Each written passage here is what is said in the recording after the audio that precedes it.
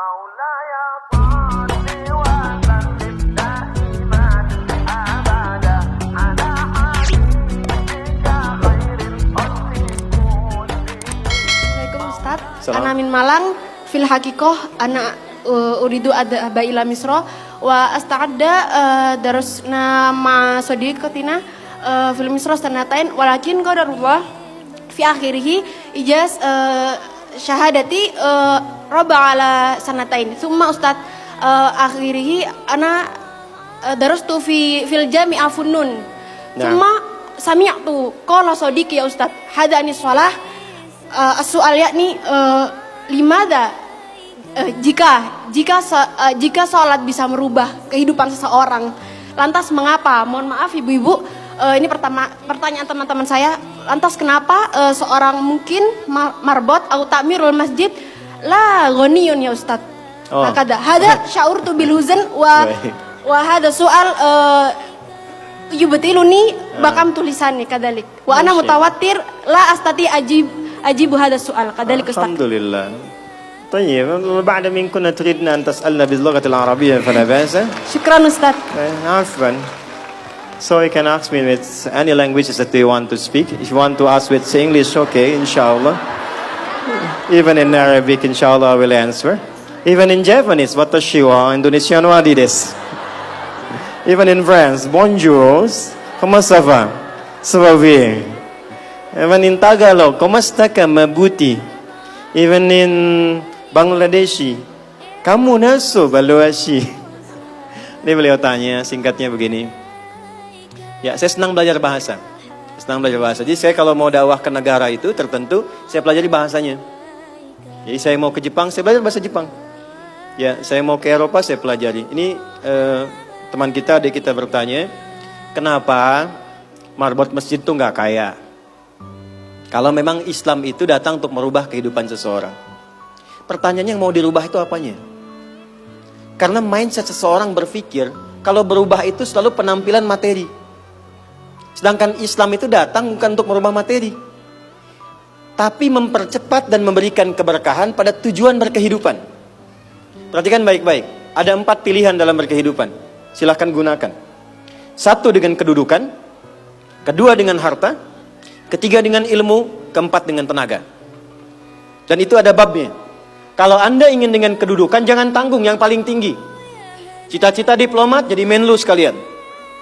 Cita-cita di birokrasi jadi presiden sekalian. Ya, jangan tanggung, jadi yang paling tinggi.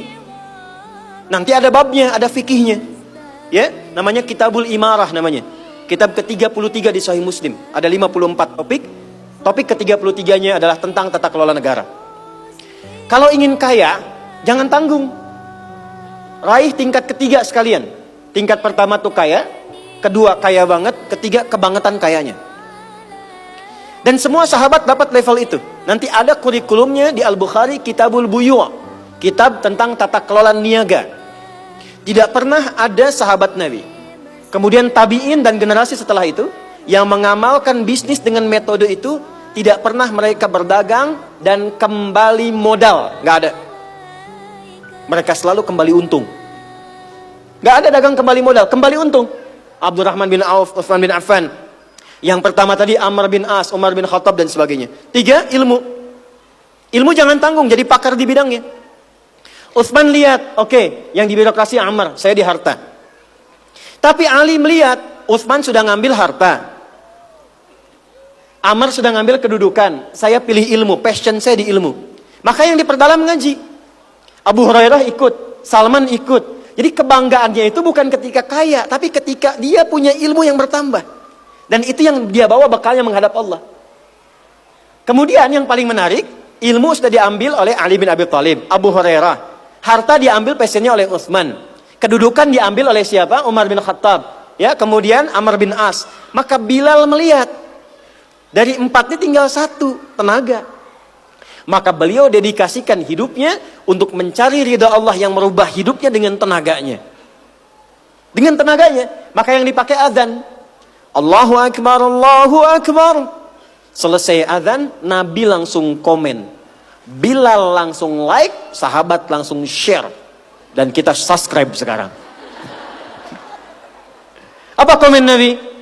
Aku dengar suara terumpah kaki Bilal di surga. Bilal ketika mendengar itu, adzan aja udah komen saya ke surga. Ngapain lagi saya kerja harta seperti Utsman? Secukupnya yang ada, yang penting saya jaga, meninggal masuk surga. Itu fikihnya. Maka dari sini muncul fikih marbot. Jadi kalau Anda ingin jadi marbot untuk mencari dunia, Anda salah tempat. Anda harusnya datang ke Hijab Fest, lihat orang jualan, pelajari itu, besoknya jualan jilbab. Kalau Anda ingin menjadi seorang ilmuwan, salah kalau jadi marbot.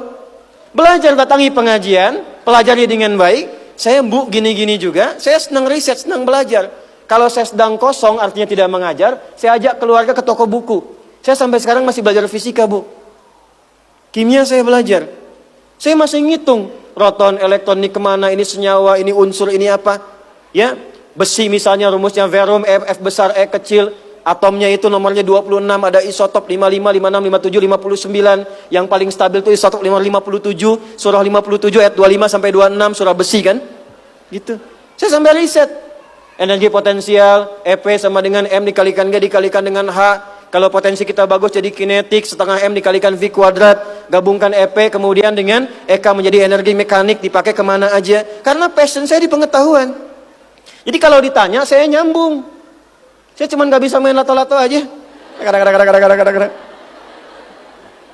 Orang tanya saya hukum musik. Saya gak semudah lisan mengatakan halal, haram, tidak. Saya riset Bu. Sampai ke notasinya. Apa jenis musik, apa karakternya. Dari syair sampai ke sekarang. Sampai ke notasi. Itu saya pelajari. CDF, GABC, GFIS, DFIS, G, DFIS, G, ABCIS, D, ABCIS, D, FIS, GIS A, FIS, GIS A, BCIS, DIS E, BCIS, DIS F, FIS, GIS AIS B, FIS, GIS AIS B, CIS, DIS AIS FIS, CIS, AIS FIS, GIS AIS BIS, CIS. Apakah saya bisa main musik? Tidak. Saya nggak terlalu suka. Main piano nggak bisa, gitar nggak bisa, karena gelombang kami di Quran beda. Tapi untuk memberikan hukum saya riset. Saya tahu ini lagunya fulan, fulana. Kita bisa berikan hukum. Ya?